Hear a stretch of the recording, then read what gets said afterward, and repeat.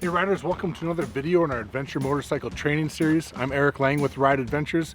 I've been guiding and riding motorcycle tours around the world for over 10 years now, and today we're going to answer the very important question: when or why should you stand while riding your adventure bike? Let's get started.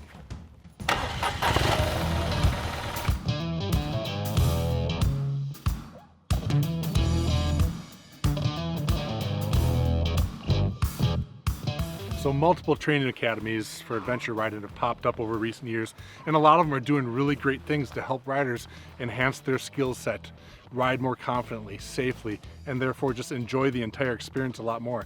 But some of these academies appear to also be telling people that it's a hard and fast rule that if you are off pavement, you're supposed to be on your feet.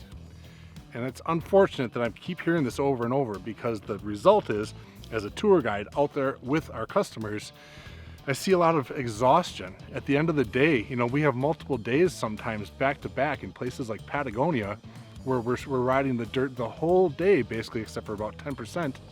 And so these people are exhausted because they're on their feet all the time, because that's how they were taught to ride. They were told that when you're off pavement, you're on their feet.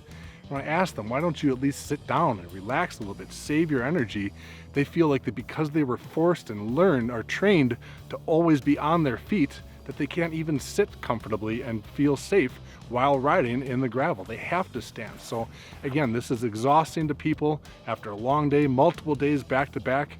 I really wonder if some of these instructors have ever been to parts of the world where you have multiple days in a row like that, where you don't really have the option to ride pavement. So as you maybe can tell, I'm a little bit passionate about this subject because, again, riding safety and how we progress on our tours with our customers is ultimately very important to the tour operator. But in the sense that your riding training and your skill set is largely supposed to be built around not only your ability to accomplish and cover varying terrains and whatnot and handle different situations, your technique and your choices of sitting and standing, it's also about energy conservation. So on these long trips, don't burn yourself out by standing the entire time that you're on the dirt when it's completely unnecessary in some situations.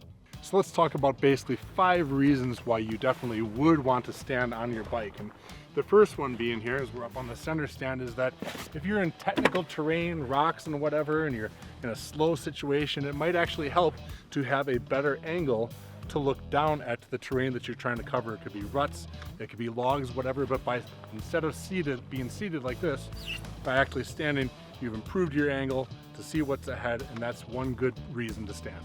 Another reason to stand on the bike is going to be that you can establish some feeling of balance and neutrality instead of being fixed and locked to the bike and then subject to any accidental rocks or things that you might hit, things that could jar you and throw you off balance. You can feel sort of an athletic stance and a position of agility and neutrality in that standing position, again, versus having your legs wrapped around the seat and the fuel tank like that. So there's definitely agility that comes in the standing position. Standing also adds suspension in effect to your motorcycle. So your own body weight and that of your luggage, depending on the speed that you're traveling at, you could be in a position where you're maximizing the suspension travel and capabilities of your motorcycle. And that, we don't need to explain, is a definitely dangerous situation if you've ever cased the bike out like that, if you've ever actually bottomed out. You don't want that. So if you're maybe going too fast, or if the situation calls for standing, you can effectively absorb some of those impacts. And this also plays into comfort as well too, right? If you're in truly bumpy, inconsistent terrain, sitting on that, your tailbone after a while is going to get pretty sore. So you're giving your butt and your body basically a little bit of a relief by being in that standing position. Another reason to stand would be that it's just simply nice to stretch your legs every once in a while. I don't know if you've ever experienced it, but a long day in a sort of a fixed riding position like that, to me it's actually not unlike sitting on an airplane in that fixed position with your knees not bent. I think it's got something to do with the vibrations coming through the cartilage and the fluids in your knees maybe disappearing, but it can turn into quite a leg and knee ache. So every once in a while, standing up and just using those leg muscles and getting some blood flow through the knees and everything like that, again, can just make for a reduction in your leg pains and your comfort. Good to keep your legs ready to go too, just in case, because while riding, you never know when there's going to be a situation. Maybe an animal jumps out in front of you, car, something else goes wrong. Having your legs and your muscles ready to go in an instant, in a moment's notice, could come in handy. So instead, again, instead of having them cold and stiff from sitting so long like that, stretching your legs every once in a while is a good thing. And then one last reason to stand that I can think of is to cool off every once in a while. If you're in a hot situation, you've got maybe a bigger windscreen than this, big bike, not a lot of airflow. Sometimes on a hot summer day, it's just nice to stand up, increase that airflow around you, cool off a little bit, feels better. You know, those are 5 basic reasons why you would want to stand on a bike. But now for the reasons that you definitely don't want to stand, and the reason you should learn to be able to ride dirt in the seated position. And the first would be actually a contradiction of what I already said, is that yes, in the standing position, you can achieve a sort of balance and neutrality over the bike, but this can actually work against you sometimes too, if you hit the wrong little rock or the wrong rut just wrong, and now you don't have your balance properly centered over the bike. Of course, you can be in a position to fall off or away from the bike, or just have everything get out of order. So balance and neutrality, again, kind of depends on the situation, but it's not always a good thing. Sometimes it's better just to be on the bike like that, sort of gripping the tank and the seat with your legs like that, and sort of feeling connected to the bike like that. And another factor to consider is your control over the handlebars. So here we are in almost a bench press situation. You're very strong, using your pectoral muscles, your triceps. You have good control over those handlebars. Now get yourself up into the standing position. I don't know what to say about that, but this to me does not feel like a lot of control. You basically don't have the kind of upper arm and shoulder strength that you do once in this standing position as you do when you're in the seated position. So something to consider there.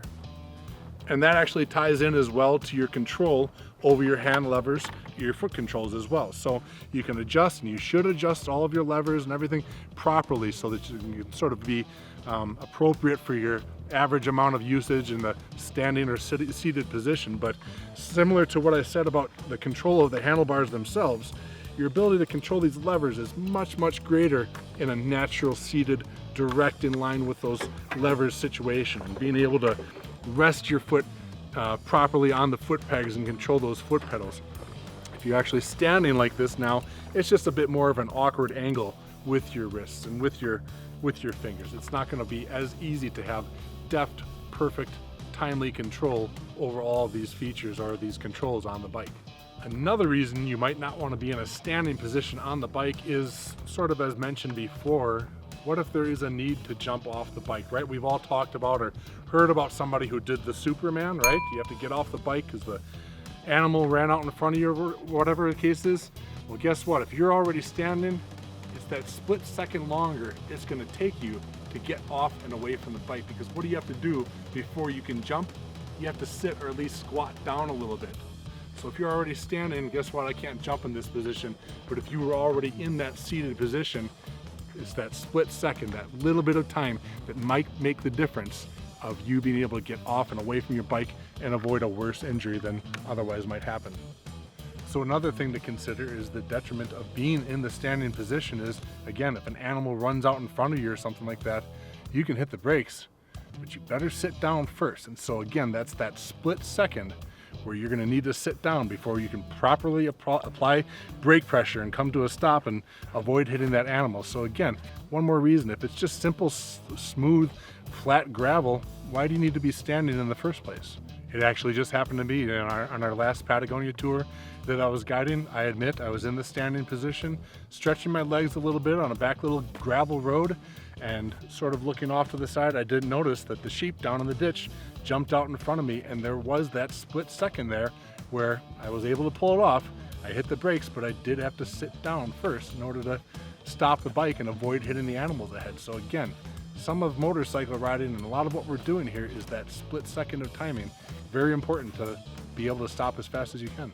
And a final important reason to be in the seated position and not always be standing would be that ability to tap and touch your feet to the ground, dabbing if you'll call it. Technical terrain, certain turns, power slides coming out, little mistakes can happen, and at low speeds you can definitely correct yourself by planting a foot and just giving that little extra 40 or 50 pounds of balance to get yourself back up into the position that you want to be on the bike.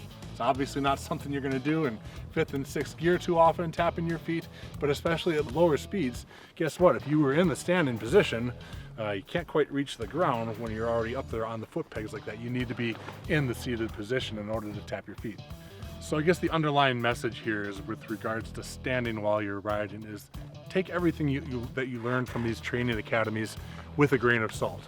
Don't take an instructor's instructions, if you will, to automatically stand in the dirt as the hard and fast rule, such again to the point that you don't learn how to ride and sit comfortably. When it's simple, flat gravel terrain, yes, it's off-road, but unless you have a need to have your suspension enhanced by having your legs bending like that, there's no reason on flat, simple gravel terrain that you need to stand at all. And there are the negatives, the downsides to standing, like I said. So again, trust your own instincts. Riding a motorcycle is a constantly changing, dynamic situation. No two situations will ever be exactly the same. And so that these rules to always stand, for example, just really don't apply across the board. Trust your instincts. You'll be a better, safer rider for it. Learn what others are saying, but go with your own instincts first. So hope this information helps you. We've got lots more videos coming up in our Adventure Motorcycle Training series. Be sure to like and subscribe. Share this if you got someone you care about, somebody that's struggling, somebody that's looking to enhance their endurance and their ability to go further and enjoy longer trips. Share this and let's get it out there, and ask questions in the comments section if you have them, and we look forward to seeing you out there riding safely and smiling.